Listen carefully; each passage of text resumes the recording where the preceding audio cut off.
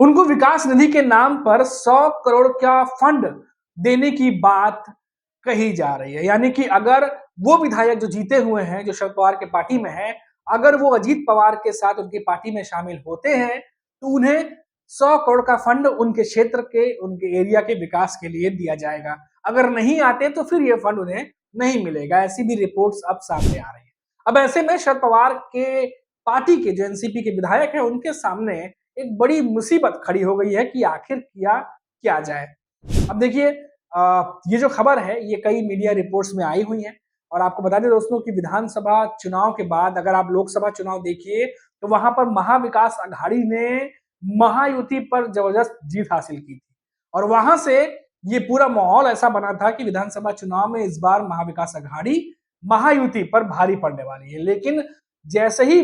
जो है वो विधानसभा चुनाव आया, इतनी परियोजनाएं और अंधाधुंध जिस तरीके से पैसे खर्च किए गए, परियोजनाएं शुरू की गई और माना गया कि ये गेम चेंजर साबित हुए और इसी वजह से जो महायुति है वो 235-36 के करीब सीटें जीतने में कामयाब रही, जिसमें अकेले जो है वो 132 के करीब सीटें वो अकेले बीजेपी निकाल के लेके चली गई और बाकी 57 सीटें एकनाथ शिंदे की शिवसेना के पास और 41 के करीब जो है वो अजीत पवार के एनसीपी के पास। और जो महाविकास अघाड़ी जो कि लोकसभा चुनाव में बड़े अंतर से जीती थी, उसे 50 सीटें टोटल मिला के पहुंचने में भी बहुत दिक्कत का सामना करना पड़ा और अब देखा जा रहा है कि जमायाती की सरकार बन गई है। तो ऐसे में ये खबर हमेशा आती रहती है कि कभी एकनाथ शिंदे की तरफ से ऑपरेशन व्हाइट टाइगर चलाया जा रहा है, उसके बाद कभी खबर आती है कि उन्हें ये विकास निधि की धनराशि उनके विकास के लिए तभी मिलेगी जब वो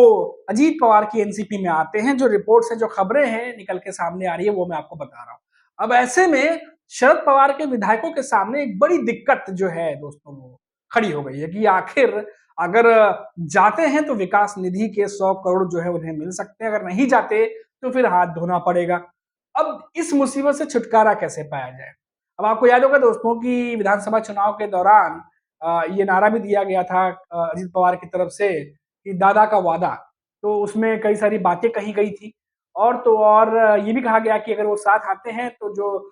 एरिया, जो उनका क्षेत्र है उसके विकास के लिए जो फंड मिलता है वो अजीत पवार के द्वारा जो है वो जो सरकार द्वारा, महायुति की सरकार है उनके द्वारा दिया जाएगा। अब ऐसे में शरद पवार के विधायक अगर जाते हैं तो जो खबर है उसके मुताबिक उन्हें वो विकास निधि का फंड 100 करोड़ जिसकी बताई जा रही है, फंड की जो टोटल जो अप्रूव किया गया है वो उन्हें मिलेगा। अगर नहीं जाते तो फिर उससे हाथ धोना पड़ सकता है। अब इस बात के बाद कैसे उस इस मुसीबत का सामना या कैसे इसका सॉल्यूशन निकालेंगे तो देखने वाली बात होगी। लेकिन इतना ज़रूर है दोस्तों कि विधानसभा चुनाव से पहले जब लोकसभा चुनाव हुए थे और क्योंकि ये बात इसलिए बतानी ज़रूरी है क्योंकि मुसीबत जो है वो कैसे बढ़ी हुई है वो देखना दिलचस्प होगा। क्योंकि जब लोकसभा चुनाव हुए थे उस दौरान महाविकास अघाड़ी बहुत मजबूती से खड़ी हुई थी और महायुति को पटकनी देने में कामयाब रही थी। लेकिन जब विधानसभा चुनाव आए, लोकसभा चुनाव के बाद, उस दौरान कई परियोजनाएं लागू की गई, अंधाधुंध पैसे खर्च किए गए जिसका फायदा भी मायावती सरकार को देखने को मिला और अच्छे खासे सीट लेकर के उन्होंने सरकार दोबारा बना ली। सरकार बनने के बाद हमने एक बार नहीं बल्कि कई बार ये देखा कि कभी एकनाथ शिंदे की शिवसेना की तरफ से कोशिश की जा रही है, ऑपरेशन टाइगर चलाया जा रहा है, उद्धव ठाकरे के पार्टी के नेताओं को अपने पार्टी में शामिल करने की बात की जा रही है। तो कभी अजीत पवार की एनसीपी की तरफ से ऐसी खबरें आती हैं कि वो शरद पवार के सांसदों को अपनी पार्टी में मिलाना चाहते हैं और अब विधायकों वाली खबर जो मैं आपको बता रहा हूँ कि खबर आ रही है कि विधायकों को आने के लिए कहा गया, अगर वो आते हैं तो उन्हें विकास निधि के 100 करोड़ जो है फंड वो मिलेंगे उनके एरिया में डेवलपमेंट करने के लिए। तो ये तमाम चीजें जो है वो हुई हैं और आप देखिए कि कई बार ये भी जो है वो जानकार कह रहे हैं कि विधानसभा में मिली हार के बाद अगर शरद पवार के एनसीपी को देखें तो शरद पवार जितना एक्टिव पॉलिटिकली रहते हैं उतना एक्टिव नजर नहीं आ रहे हैं और शायद यही वजह है कि पिछले कुछ दिनों से ये जो खबर आ रही थी कि उनके शरद पवार के एनसीपी के जो प्रदेश अध्यक्ष हैं जयंत पाटिल, बड़े नेता हैं शरद पवार के एनसीपी के, जो कि वो बीजेपी में शामिल होने जा रहे हैं, इस तरह की अफवाहें चल रही थी, खबरें चल रही थी। अभी तक तो इस पर कोई अपडेट नहीं आया है, लेकिन जिस तरीके से उन्होंने मुलाकात की थी चंद्रशेखर बावनकुले के साथ, फिर उन्होंने मायावती के नेताओं के साथ मुलाकात की, तब ये खबरें ज्यादा हो गई थी कि क्या जयंत पाटिल के मन में कुछ चल रहा है, क्या जयंत पाटिल कुछ बड़ा फैसला करने जा रहे हैं। और उसके बाद फिर ये खबरें आई कि वो अपने एरिया में जो डेवलपमेंट है या जो मुद्दे हैं उसको लेकर के वो मुलाकात कर रहे थे। तो वहां से भी अभी तक कोई ऐसी अपडेट नहीं आई है जिसको लेकर के आशंकाएं जताई जा रही थी। और ऐसे में ये जो खबर आई है कि अजीत पवार की बैठकें हुई हैं। अब इसमें कितनी सच्चाई है या नहीं है, ये तो अजीत पवार जानते होंगे या तो वो विधायक जानते होंगे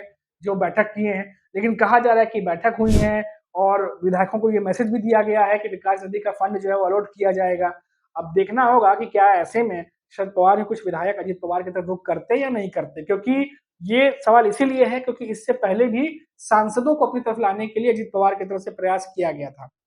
आपको याद होगा कि जब शरद पवार का जन्मदिन था, उस समय वो दिल्ली में अजीत पवार अपने पार्टी के नेताओं के साथ उनसे मिलने के लिए गए थे और उसके बाद खबर आई कि अजीत पवार के एनसीपी के कुछ नेता शरद पवार के सांसदों के साथ संपर्क में थे। कुछ 5 से 6 सांसदों को कोशिश की जा रही थी कि अजीत पवार की खेमे में लाया जाए। लेकिन जब इसकी जानकारी शरद पवार को लगी और जब इसकी जानकारी जो है वो सुप्रिया सुले को लगी, तो सुप्रिया सुले अच्छी खासी नाराज हुई थी और ये भी खबर थी कि उन्होंने प्रफुल्ल पटेल को कॉल करके अपनी नाराजगी जाहिर की थी। और उस दौरान 2 तरह की खबरें चल रही थी। 2 तरह की खबरें दोस्तों ये कि क्या शरद पवार चाहते हैं कि जो उनके सांसद हैं, अजीत पवार की जो पार्टी है, उनका विलय हो जाए, साथ में वो आ जाएँ और सुप्रिया सुले को केंद्र में भेजने की बात चल रही थी।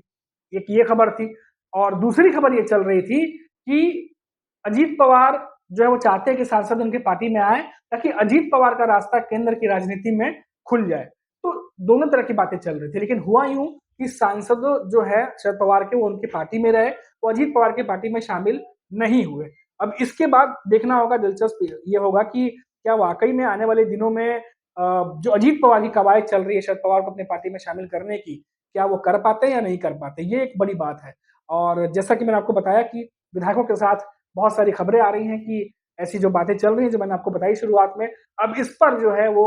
अजीत पवार वाकई में कामयाब होते या नहीं होते, या फिर शरद पवार को इसके बारे में जानकारी है या शरद पवार की तरफ से कोई बड़ा कदम उठाया जा सकता है, ये भी देखने वाली बात होगी। अभी के लिए इतना ही, आप देखते रहिए 4 PM महाराष्ट्र। नमस्कार।